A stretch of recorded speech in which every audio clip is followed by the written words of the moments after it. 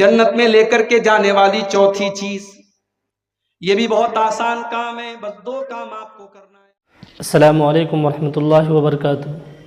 दोस्तों, मुझे उम्मीद है कि आप सब खैर वाफ़ियत से होंगे और अल्लाह रब्बुल आलमीन आप लोगों को ऐसे ही खुश रखे।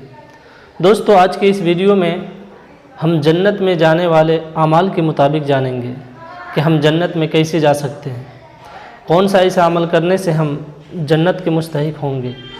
दोस्तों, आइए हम अब्दुल गफ़्फ़ार सलफ़ी साहब से जानते हैं कि जन्नत में ले जाने वाले अमाल कौन कौन से हैं।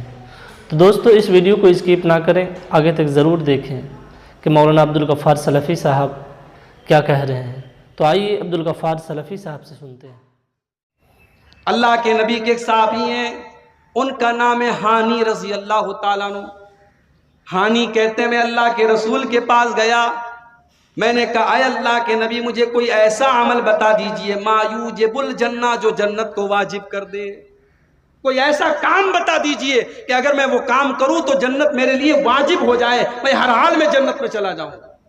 अल्लाह के नबी ने फरमाया अलैका बिहुस्निल कलाम व बज़लित ताम, ऐ मेरे सहाबी, तू 2 काम कर ले, तू जन्नत में चला जाएगा। पहला काम तू ये कर ले, हुस्निल कलाम, जब तू कलाम करे, जब तू बातचीत करे, जब तू गुफ्तगू करे, जब किसी से कोई बात कहे तो तेरी बात का अंदाज अच्छा हो, तेरी बात मीठी हो, तेरा अंदाज मीठा हो, तेरी आवाज में, तेरी बातचीत में मिठास हो, तू कड़े लहजे में बात न करे, तेरी आवाज अच्छी हो, तेरी बातचीत अच्छी हो।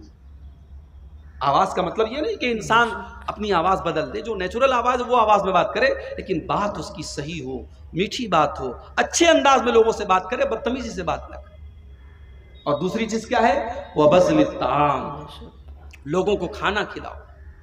अब लोगों को खाना खिलाओ में गरीब भी आ गए, रिश्तेदार भी आ गए, मेहमान भी आ गए। आज तो हालात ये हो गए मेरे भाई, घर में मेहमान आता है, शौहर बेचारा घर में आके बीवी से सिर्फ इतना कहता, दो लोग आए हैं, थोड़ा खाना ज्यादा बना दो। बीवी की पेशानी पर बल पड़ जाता है, तुमने मुझसे पूछा था, तुम लेके क्यों चले आए? बीवी को 4 रोटी ज्यादा बनानी पड़ गई, कुछ चावल ज्यादा बनाने पड़ गए, कुछ दाल ज्यादा बनानी पड़ गई, कुछ गोश्त में उसको मसाला ज्यादा डालना पड़ गया। बीवी तैश में आ गई, तुमने बगैर मुझसे पूछे मेहमान को क्यों बुलाया? और एक नबी का दौर है मेरे भाइयों, अल्लाह के नबी के पास एक सहाबी आते हैं, अरे अल्लाह के नबी, बड़ा भूखा हूं, खाना खिला दीजिए। आपने अपने घर में पूछवाया, आपकी तमाम बीवियों ने कहा हमारे पास तो अपने खाने के लिए, हम मेहमान को कहां से खिलाएं? आपने साहबा से फरमाया कि ऐ मेरे साहबा, कौन मेरे मेहमान को आज रात खाना खिलाएगा? हजरत अबू तलहा रज़ी अल्लाह तआला अन्हु खड़े हुए, ऐ अल्लाह के नबी, मैं आपके मेहमान को खाना खिलाऊंगा। अभी बीवी से पूछा भी नहीं है, अभी पता भी नहीं लगाया घर में आटा बचा है कि नहीं बचा है, चावल बचा है कि नहीं बचा है, गोश्त की बोटी बची है कि नहीं बची है, कुछ नहीं पूछा।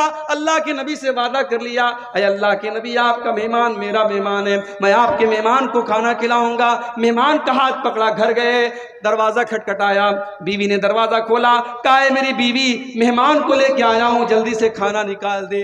बीवी ने कहा अंदर आइए। बीवी किनारे लेके गई, बोली है मेरे सरताज, आज तो इतना खाना है कि अगर बच्चे खाएंगे तो हम नहीं खा सकते, हम खाएंगे तो बच्चे नहीं खा सकते, वो खाना तो हमारे बराबर का भी खाना नहीं है, आप तो मेहमान को लेके चले आए, अब बताइए क्या करें? कहा एक काम करो, बच्चों को सुला दो, बच्चों को सुला दो, और मैं मेहमान को घर में लेके आता हूं, खाना प्लेट में ले आओ, और मेरे सामने भी खाली प्लेट रहेगा, और जैसे ही खाने का टाइम आएगा चराग की बत्ती बुझा देना। मेहमान को ऐसा लगेगा मैं भी खाना खा रहा हूं, मेहमान का पेट भर जाए, हम दोनों मियाँ बीवी बाद में कभी खा लेंगे, भूखे रह लेंगे, कोई मसला नहीं। मेरी प्यारी माओ बहनों, आज चराग लेके ढूंढो, ऐसी बीवियां नहीं मिलेगी, ऐसी औरतें नहीं मिलेगी।